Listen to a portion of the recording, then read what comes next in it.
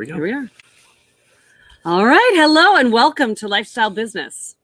I'm Chris. And I'm Ann. And we are excited to welcome to our show today a friend, a big thinker, someone who creates bold solutions for our world, John Bailey. He is a big thinker and bringing bold solutions to today's modern challenges around COVID, education, opportunity zones, and new disruptive technology. So stay tuned and get ready to be inspired. And if you guys have noticed, this is not a green screen background.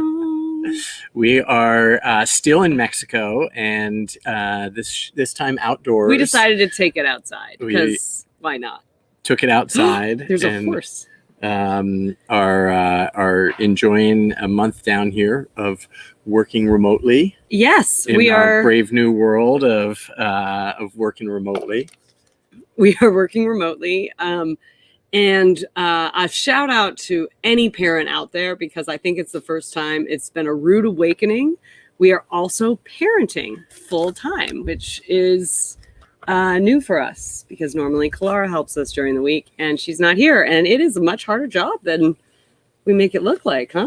Ooh, I don't know. I think we make it look pretty hard. We're talking about it enough. But we are having fun. But I do think that is one of the challenges, as you know, the topic of the future of work continues to come up, and work-life integration, which is one of our mantras. And the idea that, you know, with remote work on the rise, people can work anywhere. It's interesting. Our neighbor in the little palapa place that we're staying, she is a lawyer and she's staying down here also working remotely.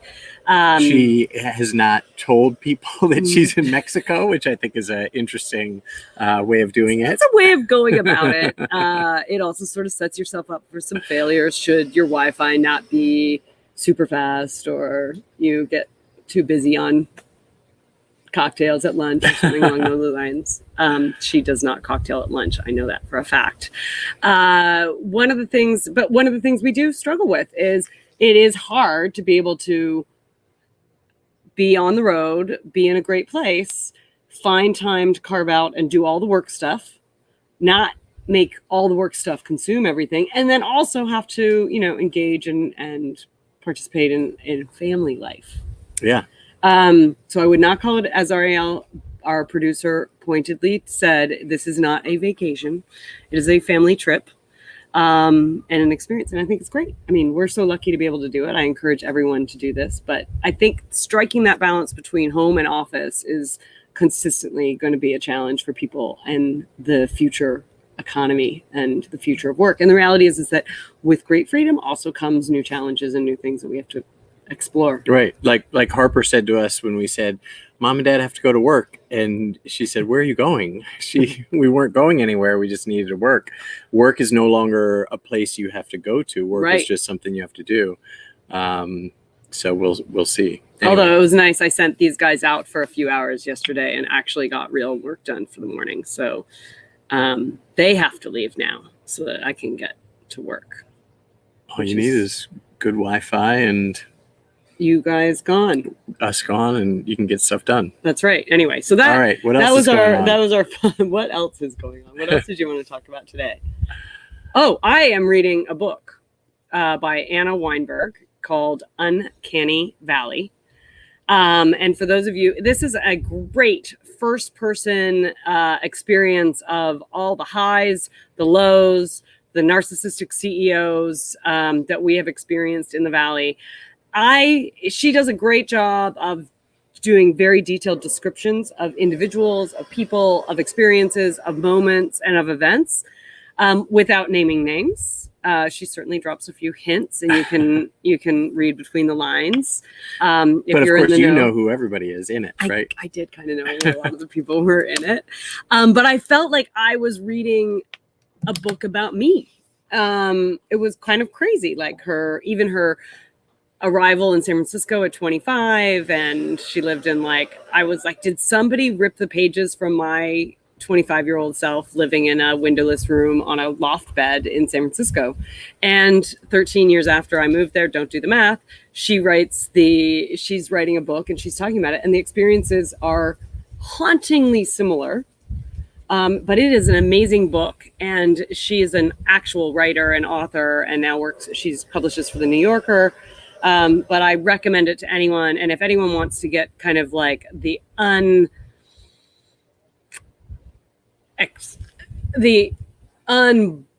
very more like real perspective of somebody, it's a really good example of that, with lots of hyperbole and stuff, but it's not, ripped from the headlines, Silicon Valley, the show. It's much more like a gentler, honester, more thoughtful way of looking at the experience of working in startups, especially during that time.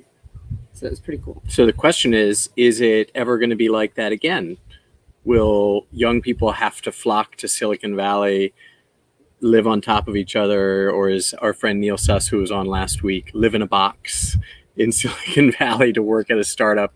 Is that going to be the way it's going to be in the future, or will you just be able to live anywhere? Or is there still an advantage, especially early in your career, to moving to one of the hub of innovation and the economy? I don't know. I hear so many people making absolutes about what the future holds for us. And some of those absolutes are like, it'll go back to normal because everybody needs to go back to the office for culture, which is complete and utter bullshit. But what I think is interesting is people still need anchors and places where there are hotbeds of innovation. Mm-hmm. And so living there is one of the best ways to experience that. I think for San Francisco, we're just going to see another rev of whatever the next wave happens to be for San Francisco. I've said for a long time, if you're building a tech-enabled business, you don't need to do that in the Valley because you don't need the access to the talent pool of super, super high-end technology talent to solve really big, meaty problems. But there is value in having an ecosystem where you can pick up the phone and call a friend of yours that you used to work with who works at Google or Facebook or wherever, right? And that's those natural network effects that come from either living in a place or being part of that. Those are pretty important. Yep. So I don't think the death knell has come for any of the hearts. I think the idea that it's the only place you have to live and that you might actually see the rise of, even shittier living situations because you're like, hey, I'm only in town 2 weeks a month to meet with my team and do these things. And the rest of it, I'm living #my best van life in Todos Santos. We don't know the answer, but I think it's foolish to say that the death knell has rung. And I think it's foolish to say that it'll go back to be the same. So what I can guarantee is we don't know what will be the answer of the future of the work. Although I'm sure there are plenty of people who purport this knowledge and expertise. And we are seeing a lot of VW Vanagons and Sprinter vans with people from San Francisco down here in Todos Santos. So yes, van life is alive. Living #van life. You know what we are not living? Well. This one. Oh, this is last personal story. This is the most hysterical part. This one goes surfing at this break up here by our place. And it's just, there's all these like Westphalias and Vanagons and Sprinter vans. People are camping and he's like, this is a good place to remember for when we come on that surfing safari. And I was like, in what world are we going on a surfing safari? Are you going to be taking me and your 2-year-old to sit there and watch while you're on a surfing safari? Or how does that work? So I don't know. Maybe 18 years from now. I good. Well, you better keep surfing. Yeah. All right. Should we get to the serious stuff, or did you have something to talk about? No, let's get on with it. We'll bring John in. I was told that today was on me because last week I had to exit stage left because of Harper. So if Harper interrupts us, Schultz is on the deck. All right. With his trusty chief of staff, Bentley, voted Washington's cutest dog of 2017 at his side, John Bailey's experience has spanned government, philanthropy, and the private sector, working on a range of issues, including technology, immigration, education, and economic mobility. As a fellow at the Chan Zuckerberg Initiative, an advisor to the Walton Family Foundation, a visiting fellow at the American Enterprise Institute, and the founder of Vestigo Partners, LLC, he is finding solutions. finding solutions to the country's biggest problems that propels John forward in his work supporting entrepreneurs. That is a very lengthy bio and very impressive. I'm tired already. But thankfully for us and society, John continues to dedicate his time helping to forward his work supporting entrepreneurs, investors, policymakers, and all of us. And lucky for us, he's here today to give us the inside the beltway scoop on how he's turbocharging change to help his fellow humans sleep better at night. John, it's great to see Welcome, you. John. How are you? Well, first of all, when you said to do the show, I thought it was in Mexico. So I'm really upset that I'm just like videoing it for this. Like that was a real bait and switch y'all did with me there. And the second, I totally need to rewrite that bio. It just sounds so cheesy. So I gotta, it's awesome. That's on my to-do list as soon as we're done here. So I like the fact that I wrote it for you. No. It's so good to see you, both of you, and I'm so jealous you're in Mexico right now, and I'm in DC. It's just fair. There's literally no way we could ask for anyone to feel bad for us at all. All right, there's zero cases of COVID where we are. We have basically sheltered in place anyway, although we did get to go for fish tacos last night. Again, don't feel bad for me. It's tough. But we are, we're having fun, and it's been good to sort of take a break and think about what the future holds and all exciting things on the horizon. But John, we have been looking forward to this conversation. Where do you want to start? Wherever you do. All right. Let's start with fish tacos. Let's just start there. Let's fish taco it up. All right. No, I think for the parents in the audience, I want you, if you're willing to, chat about the work you did around getting kids back to school during COVID. Well, it's success, right? No. I mean, it's been a bit of a mess. Like, I'll be honest with you. Like a little bit of my experience here, because I know I'm just this like policy nomad. Like I kind of have wound up in a bunch of different areas. But way back in 2005. I was deputy policy director at the Department of Commerce, and we got tasked to be part of the interagency working group that developed the first pandemic preparedness plan. And at the time, like we worked with Dr. Fauci. It was like super fun. Like he gave us these books, The Great Influenza, the bookmark. Those are Fauci bookmarks right there. That's John Barry, right? A lot of money. What was that? Is that John Barry's book? It is, yeah. And the idea is like we're living in this right now, but if you rewind the clock to 2005, how do you get a bunch of really busy cabinet secretaries to pay attention to it? And this book that talked about the Great Influenza 1918, there's a way of sort of like making it very vivid. And it was one of the most interesting policy areas that I ended up working on in the federal government. But the important thing here, and this relates back to schools, is that the pandemic playbook for decades now has always been that when a pandemic sort of arrives on a shore, you close schools and you close schools early. This was one of the lessons learned from 1918. It was one of the lessons learned from the 2009 H1N1 outbreak. And the reason for that, as you know, as parents, is that kids are vectors of viruses. Like they carry influenza very effectively. They share it very effectively. And they don't listen to a lot of other types of accommodations, like don't hug kids, not very well. And so you close schools because it breaks the transmission chain. But the other thing is that kids with a lot of respiratory illnesses like influenza tend to be more at risk. And so you're closing schools to protect kids. So in the early days, almost this time last year, when states started closing schools, it made a lot of sense because we didn't know a lot about the virus. And also we didn't know exactly sort of what risk it posed to students. And that was the playbook. The problem is like we haven't really reached a great agreement on how to reopen schools, but we've learned a lot over these last 11 months now, including that kids tend to not be at risk. This is very different from what we had thought during the pandemic preparedness plan and what we've seen in other illnesses. We're also learning that kids transmit the virus, but not really quite as much as like adults do. And the other thing that we've learned from just watching what's happened in Europe and watching with a number of schools here in the US is that you can safely reopen schools if you put in place a lot of the health protocols that we've already seen. Masking is super important. Keeping kids distant is super important. Increased ventilation. These are things that we've known now for a year. And we're seeing schools that have done it and have had kids back into the classroom and have had very low infections, virtually no hospitalizations. And yes, there have been some tragic deaths, but it is a small fraction compared to what we've seen elsewhere. And conversely, there are costs with keeping kids at home. And we're just seeing this in very tragic ways too.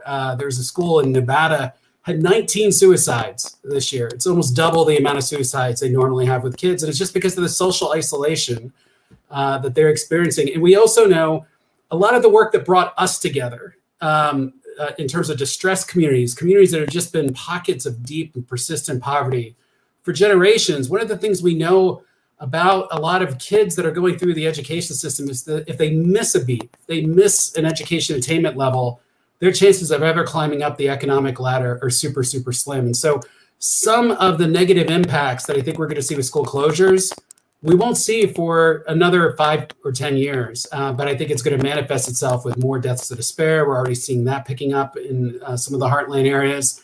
And less education attainment means less chance of really capturing a really good job and getting a good job and having a salary that could thrive. So interesting. So we've got a question. What do you do about schools that are falling apart, mold, lead in the water, etc.?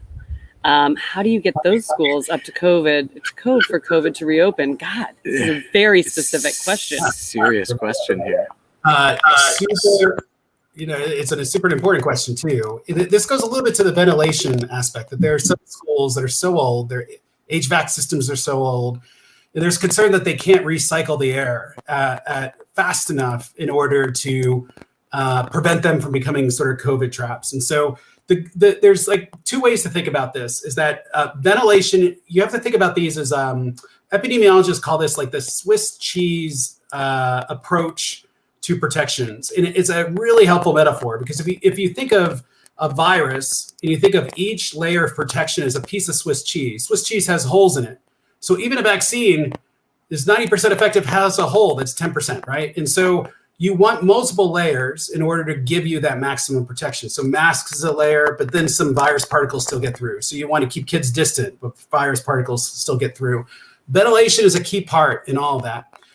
Schools have been upgrading their HVAC systems across the country, some faster than others. Others, it takes a lot more money, and so it's going to take more time. One of the more creative things that I've seen coming out of some recommendations of Harvard are that you can buy these low-cost carbon dioxide monitors, and they essentially become like a COVID smoke alarm. That if you think about it, we exhale carbon dioxide, and that becomes a proxy for potentially sharing COVID particles in the air. And so having a detection to see if CO2 levels get to a certain part, that means the air is not circulating fast enough, and it might mean that you have to get the kids and the teacher out of that school, or open up the windows or something like that. But these are like $100 devices and can give an extra level of assurance to teachers and the kids that, again, their classrooms are going to be safe. That's so smart. I love it when things, sometimes the simplest solution just breaks down the barriers of, overcomplicating the challenges. So now that we've got the kids back to school, one of the things we chatted about, one of the things, you're right, we talked about, we met around opportunity zones. And I think one of the things that has happened with COVID when we had Ann Rogan on is she talked about how the pandemic has really shone a light on how deep the fissures are in our economy. And especially in those vulnerable areas of the economy and neighborhoods and cities and small businesses. So kind of give me a sense a little bit about how you're shaping your future work and guidance to other organizations around, how do we support those communities? Because obviously opportunity zones, it's like, that's great tax legislation. I don't know that that's actually solving some of the fissures within that. We don't have to debate that today, but I think the idea that you're probably thinking about how do we help use this light to start to strengthen the economy more broadly. Yeah, no, I mean, Yeah, there's a couple different answers to that. I mean, one of them is the economists, because they love debates. Like, we're debating what's the shape of the economic recovery. Like, is it going to be a V shape? Is it a W? Is it a U? And in like the what everyone's sort of landing on is that it's a K-shaped recovery, meaning that there are some income classes, some folks in certain jobs that have recovered or had never really even felt a bit of a loss. Like, I would put sort of you and myself in that category. Like, we're still working remotely, we're traveling to Mexico. And then there's a whole nother group, a whole another economic class that has been just really struggling. They tend to be the lowest education attainment. They tend to be in not just essential work, but work that has just been eliminated because it's low skilled work. And these are folks that have been deprived of income. They don't have assets. And that's the bottom shape of the K. But the truth of the matter is like that K-shaped part of the recovery, if you rewind the clock all the way back to 2009, we saw that bottom shape of the K playing out along income lines, along some racial lines. And then as what brought us all together in terms of opportunity zones, along some geographic lines, that there were parts of this country that had never really recovered to the 2009 levels by the time COVID hit. And so like COVID's hit, it has just made all of that worse. And so, yeah, I mean, this is in the back of my mind that opportunity zones were one tool in the toolbox, and there's a lot of debate about it. We just need more tools in the toolbox. And I'm not sure if we're seeing a lot of sort of creative energy around this with Congress, but also with governors and just with policy sort of think tanks in general. I will say the other thing that worries me is disasters like this, and we're seeing it right now during COVID, tend to have an accelerant effect on different things. And one of them is that a lot of CEOs and a lot of businesses have just taken all these automation and digital projects and AI projects that were on the horizon over the next 5 or 10 years, and they've accelerated it and have done it in 5 months. And so you've seen this with a number of companies that have used robots as part of their warehousing, supply chains that have now been all digitized. It's accelerated a bunch of these. The reason that worries me is that it means at the end of the COVID health crisis, when we're starting to recover economically, we're going to have a whole group of people whose jobs aren't going to be there because they have been automated. And then even worse, to some degree, is that it means like every new job that is created is slightly higher skilled. And it means we have to really quickly put on job training and upskilling and reskilling in order to help transfer and move these people from unemployed to employment. But again, we're not seeing any national attention on this. Out of the $1.9 trillion that's being debated on the Hill right now, there's hardly anything in there for job training. And so it's again, just sort of ignoring the economic crisis and the jobs crisis that is waiting us at the end of the health crisis. Yeah, I think that's an interesting point. And I think it's something that we've talked about. Obviously, people are focused on the healthcare crisis, vaccine distribution, solving sort of like the immediate term pieces. But you're right. I think the Band-Aids that we're putting out from an economy perspective are important and, like lifelines to businesses. And they are lifelines to businesses. A lot of businesses are very much in halt mode and survive, right? Yeah. And I think it is interesting, though, there hasn't been a big conversation around that. So where would you start that conversation, and what suggestions do you have for that? Oh gosh, like what? John, John, you're a big thinker. Come up with a big thought. Right now. Yeah, I mean, there's one thing. This is more meta and macro, but we'll start there. Is that we really do need to get away from providing people unemployment and job training benefits based on the reason they lost their job. So if you lost your job just because you got fired, you get unemployment benefits, and then you have to go and apply for job training. But if you lose your job because of a trade deal, all of a sudden you get additional healthcare benefits. The federal government will pay for you to relocate. You get additional job training benefits. But if you lose your job, not to trade, but to a robot, you don't get any of those benefits. And it just sort of seems like the reason for dislocation shouldn't matter as much as giving people the tools they need to be success to either locate to where a new job is or to reskill to what jobs are. So like unifying and creating a sort of standard unemployment job training assistance benefit would be ideal. Second, I'm a big fan of something called wage insurance, which is a little bit of, this works better for older workers. But if you think about it, if someone in their 40s, late 40s, early 50s, if they lose their job, they've climbed up the ladder enough in salary that when they reskill, they have to go down in salary a couple notches because they're going in at a lower level, either entry level into the new skill or something. And what that ends up creating is that a lot of people won't take a slightly lower paying job because they're waiting for another job to come out that pays the same amount or more. And the problem with that is that they're overestimating the chances of getting a job and underestimating that the longer they stay unemployed, the more difficult it is to get employed. And so wage insurance is a program that helps pay for about 50% of the wage differentials from the old job to the new job. It creates like an income shock adjuster of sorts, a little bit of a buffer to help get people back employed. It creates a little bit of a wage subsidy for employers to hire people faster, but I'm a big fan of that.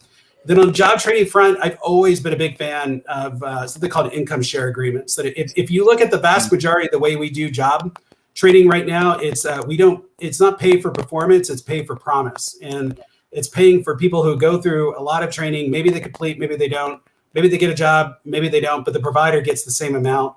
Income share agreements sort of flip that equation. It's like equity investing, that the only way that provider gets paid is if a student completes the program, gets a job, and gets a job above a certain income threshold. That just sort of aligns all the incentives for student success and for matching the program with what employers need. So those are just two crazy ideas. Great. I love it. Interesting. I mean, I think that is fair. And it's interesting because there has to be a more nuanced approach to this, because people think of automation in just lower skilled jobs, but actually it's like the last 10 years, everyone can't fall over themselves to fund another code school, right? And the idea of like, well, let's just train everyone to be a coder and then they'll be able to get these amazing jobs because especially with the combined remote work and coding skills, and everyone can work for Google. And like, it's not true, A, and B, things like machine learning are actually moving things so much faster for those entry level positions that, you know, I'm getting skilled up in coding. And while I think that's great, and I think it's also important, it's not necessarily leveling up the experience or the skill level into a higher paying or a higher potential job, right? And so I think it is important for us to have a more nuanced and broader approach to job training.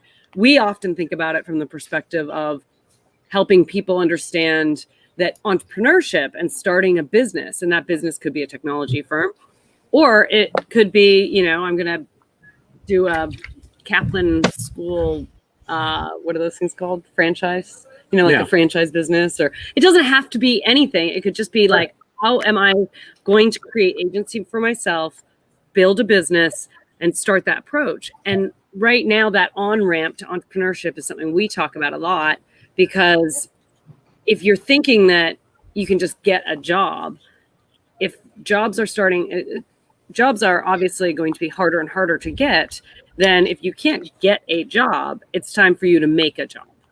And I think that to me is something that is so available to privileged echelons of society, that access to the freedom to become an entrepreneur, to start a business. It's never been easier, but there are so many people that don't have the support and the systems and the training that are necessary to actually make that leap into entrepreneurship.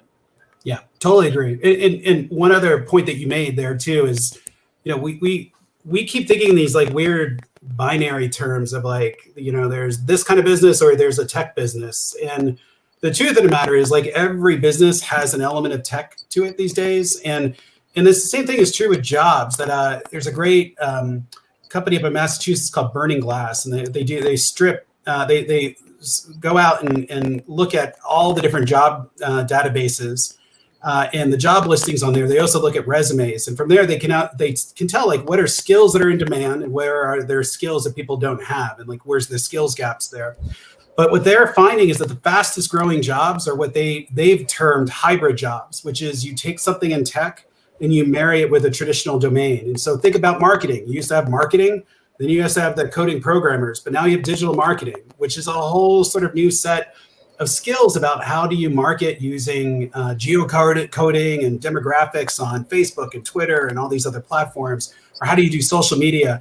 Like, these are all jobs that didn't really exist like 5 or 10 years ago, but they're hybrids, combining a traditional domain with something else. And we need to give people better skills that can aim at those hybrid jobs. It's not going to be a total tech job, but it's going to require different aspects of using tech or using different types of AI systems and other types of digital types of tools and services.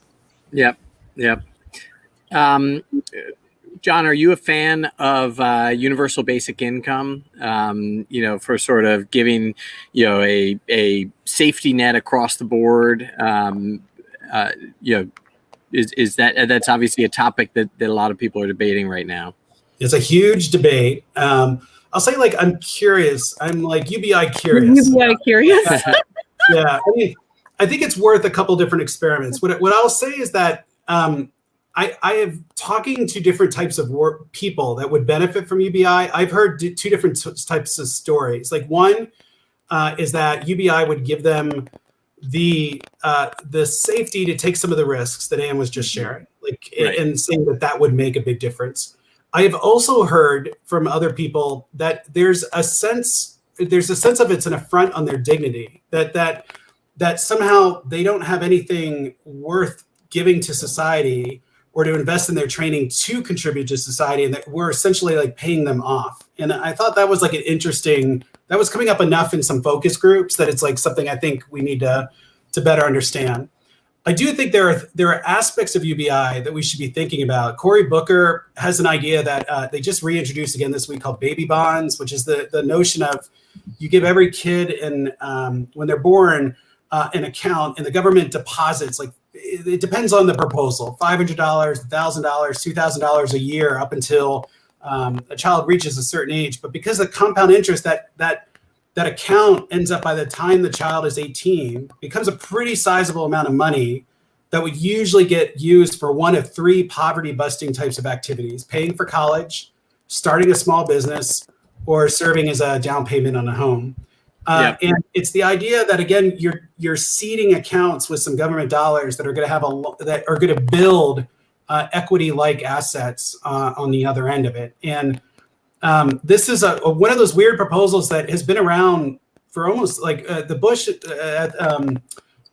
President Bush. We considered it as part of like the 2004 campaign, and Hillary Clinton has endorsed this at different times. Jim DeMint, like, you don't get much further right than Jim DeMint, and he liked this concept. Mike Gerson has liked the concept. It just feels like there's something there, and I'm appreciative of Cory Booker sort of like driving this conversation, because that could be something that helps with poverty, as well as with asset building, as well as with some of the things we were just talking about.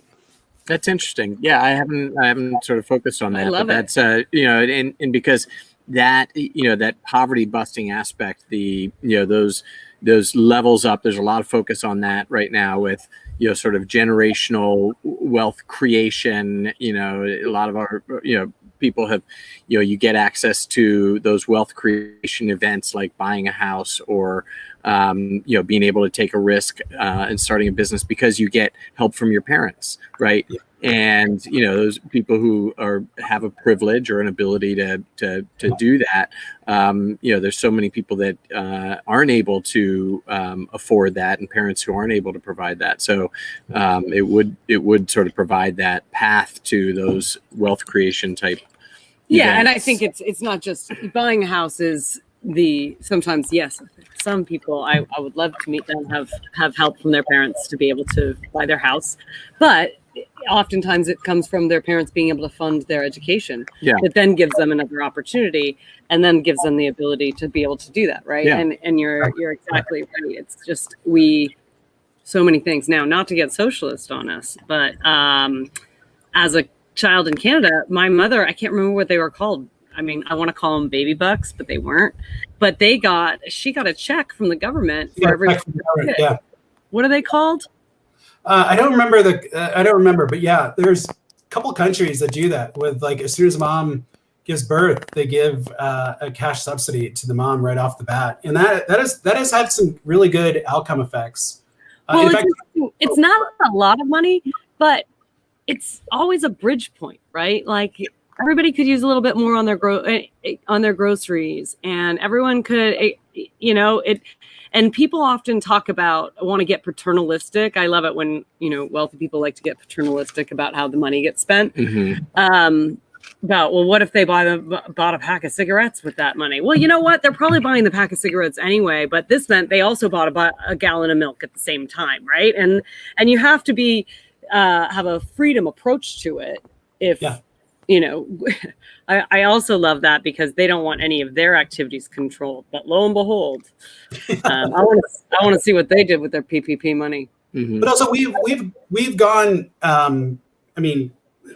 We have systems that can help control for some of that now. Like SNAP benefits are delivered on EBT cards that, prevent you from buying cigarettes with SNAP benefits, and a lot of transportation benefits the same sort of way. There's like solutions to that, and it's something else you were just saying, which I do think it's it's a little bit merging UBI with the Canadian approach, which I've been arguing is that we should be subsidizing children and moms more during this pandemic.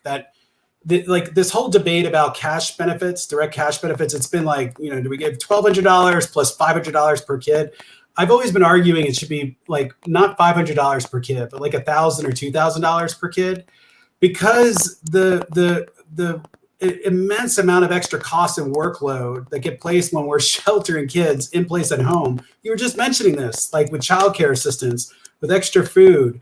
It just means that now kids have a huge digital divide, and the parent has to go out and buy a laptop that they weren't thinking they would have to go buy. And I do think during these periods of emergency, plussing up some sort of child subsidy to help offset some of the costs for parents, particularly moms, would pay for itself. And we're already seeing the consequences of not doing that. I think the latest numbers are 1 million moms have dropped out of the workforce. I mean, that's unexcusable. That's a policy choice, not because of the reality of COVID. And I think there were some ways that we could have softened that, and we need to focus on that going forward. Yeah, I mean, I think it is a good point. There's also, it's the hidden cracks in our economy, right? And oftentimes it is women who are masking those cracks, and now it's very challenging. And how do you manage all of the moving piees? And because their husbands are out surfing, right? It's just crazy. And, their husbands are out getting tacos, and the wife is left at home. It's not appropriate. It's not appropriate. Not the surfing book. It is a good point, which is at the end of the day, someone has to end up being the primary caregiver now. And before, we were starting to get to an somewhat equal approach where you could have the primary caregiver be doing that after hours, and so they could also have a job, right? Which totally right. Some folks would not love. And then at the same time, now you still have to make that choice. And that means, one person's career has to suffer. And by the way, that might be a career and their fulfillment from a career, but it also might mean their ability to put food onto that table. Yeah. Right. And what we're really talking about is not those of us who are frustrated by having our children at home while we're sitting on our MacBook Airs and having transitioning ourselves into a digital world in a high-paying environment. What we're talking about is people who are now struggling to get their kids to school, keep that going, and by the way, their job's not there anymore. That's right. Yeah.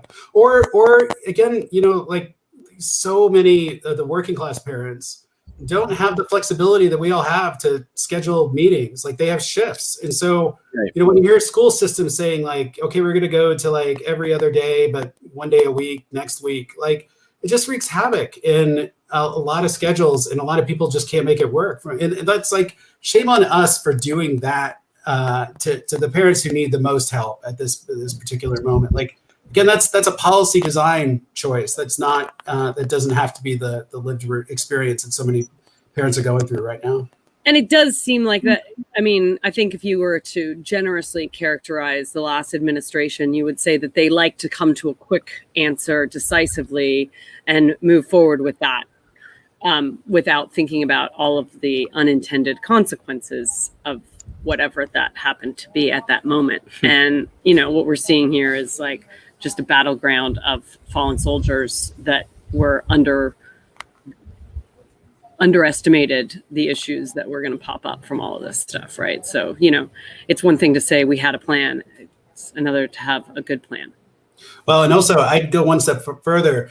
It's one thing to have a president that sort of tries to name and recognize people that have felt this type of economic insecurity and frustration and system disempowerment, and inflame them as opposed to come up with solutions for them. And I think that is like the real reality of the years of the Trump years, is that he inflamed a lot of anger from the working class, but he did very little to address it, and that became particularly to light during COVID, where it's just decimating low-income communities, working class communities, and a lot of Black and brown communities. And so, yeah, I think you're right about that.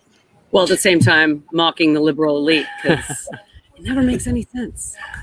John, one more question from me on exactly to your last point.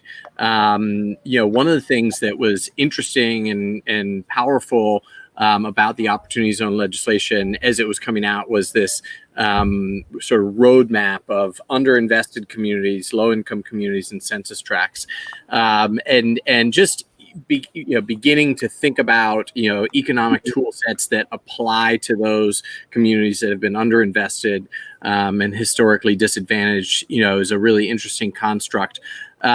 When you pair that with investment that requires people to think about, okay, I have capital gains, I'm probably in sort of wealth preservation mode as I'm thinking about a capital gain investment. So it's maybe not my most high risk investment. I think what we've seen is a lot of that flows into more conservative type, investment approaches and real estate, and more real estate than operating businesses. Do you think that there's opportunity, with the new administration to, expand on the Opportunity Zone sort of template, that just the idea that, okay, there are these census tracts. To your point at the beginning of the conversation, we just need more tools, right? More tools in the tool belt. Are there other things beyond just a sort of a capital gains based investment approach that would provide, lending, for example, and subsidized or, favorable terms on lending, by the SBA into Opportunity Zones? Do you think there's room to expand like that?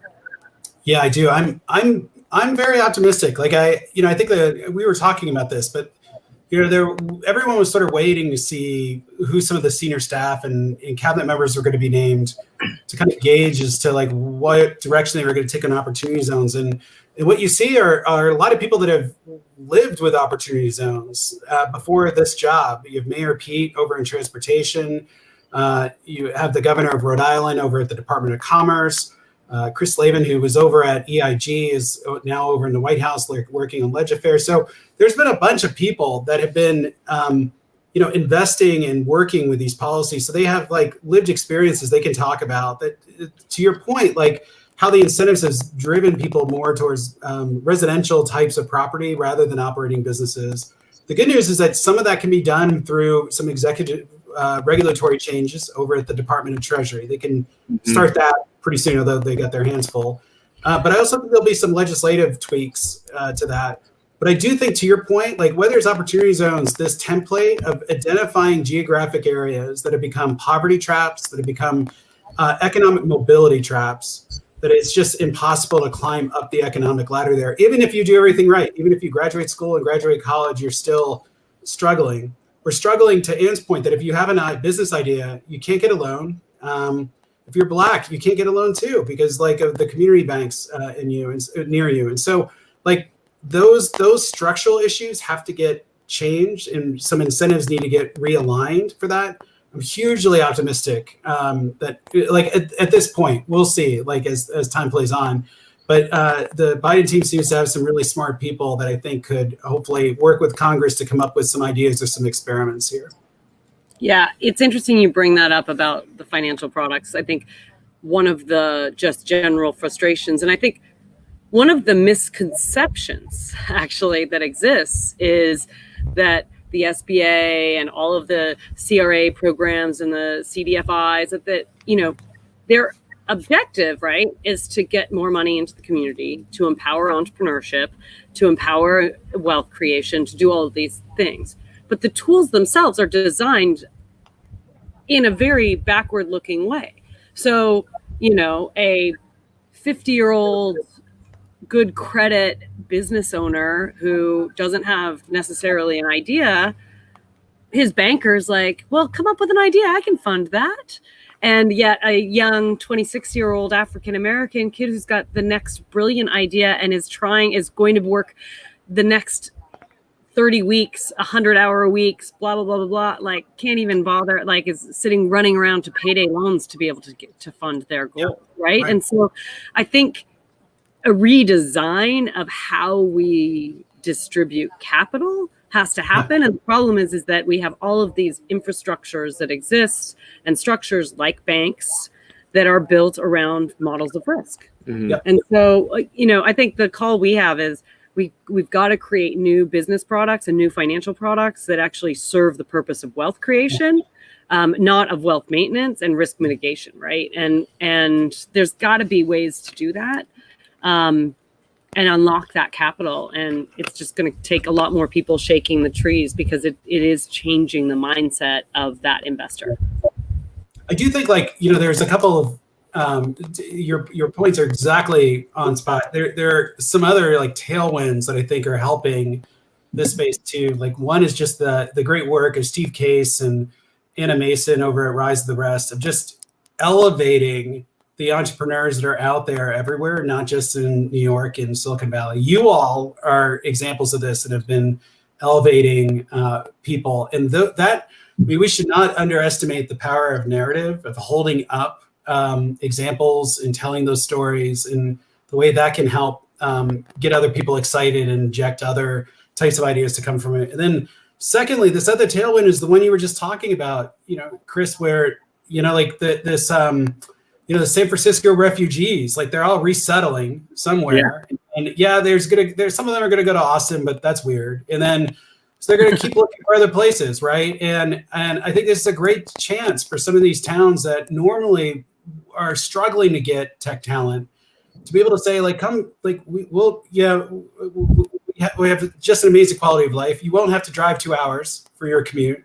It's more time with your kids, and you also get to work and contribute. And I think we're going to see, hopefully, from that, not just people taking in these folks from San Francisco and from New York, but that in turn will hopefully start a flywheel in some of these cities and some of these areas too. So, that's me being optimistic, but I see that the cities we're going to right now are all recruiting us because they want to create that ecosystem, right? Because they recognize that they want to reduce brain drain and they want to have to drive that grassroots entrepreneurship, right? And so Louisville is thinking about, how do we actually, our location is going to be in what was a formerly red line district, and how do we actually make this a place that is all about inclusive entrepreneurship and giving people access and not gentrification? Birmingham, not gentrification. How do we actually make something huge and really big difference in the heart of civil rights, right? Of the civil rights movement. And so I think that these cities are really being conscious. New Orleans, thinking about how do we remarket ourselves not as a place of sin, but actually as a place of lifestyle and culture, and a lifestyle that you can embrace while also being sort of advancing your business forward and creating and being part of that creative class. I think it's really interesting. And you're right. Cities need to take this opportunity to think about, how am I going to present? How am I going to attract that talent? And what are we going to do? And we're going to be talking to the mayor from Miami about how he's doing that in a few weeks. And he's all about it. Right? Yeah, he's doing great. Yeah. As Chris says, wait till they enjoy a Miami summer. But, By the way, this is what's so special about your model is that you combine community and capital to help people have have like to be able to take risk and to thrive and to start something. And that aspect of community, I think, is so important, because community is what gives people support. It's what makes you more willing to take on risk, de-risks things. And you all sort of are creating that in these geographic communities. You're doing it with a group of people, and it has to be like one of the top things that's even more important in some ways than the financial capital. Well, good.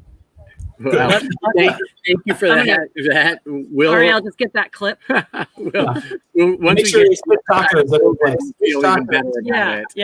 Yeah. Well, I'm gonna wrap that comment around me at night. Good stuff. Well, John, it's always so fun to be able to connect with you. I can't wait to meet in real life again. Can't wait to collaborate on some future projects. Yeah. I'm sure we can have some fun. And thank you so much for your time today. Oh my gosh, Chris Ann, thank you so much. This is such a joy, and it's always so good to spend time with you all and be inspired. Thank you. Great to be on with you, John. Whoop. I'm gonna let you go. All right. That was a lot of fun having John on. I am not seeing any member magics today. Oh. What? No, I know. Too bad. Oh, okay. It's a bummer. Yeah. Well, there is a lot of exciting things going on. Yeah. Ariel, where's the member magic? We missed it from last week. Anyway, next week we'll be back with all of the member magics that you can do. Do you want to read us out on the outro? Sure. Thanks everybody for joining us today. Next week, we are pleased to welcome the founder, Mary Robinson of Imagine and Program, the director and Launchpad Newark member, Jacqueline Matthews of Imagine, New Jersey. Imagine provides year-round support, grief support for children, families, and communities. We'll hear from them on how they're supporting communities in the tri-state area in this time of exponential turmoil brought on by COVID. I look forward to having timely and going to be a great show next week. Mary and Jacqueline next week. That's right. So, well, guys, we're going to get back and pull Harper from her iPad and get back to work. We sure are. Hope everybody has a great week, and thank you for tuning in. Thank you to Ariel, our producer, and John, our guest, for joining us today. We're just full of gratitudes today. Yeah, and we will see you guys next week. So long.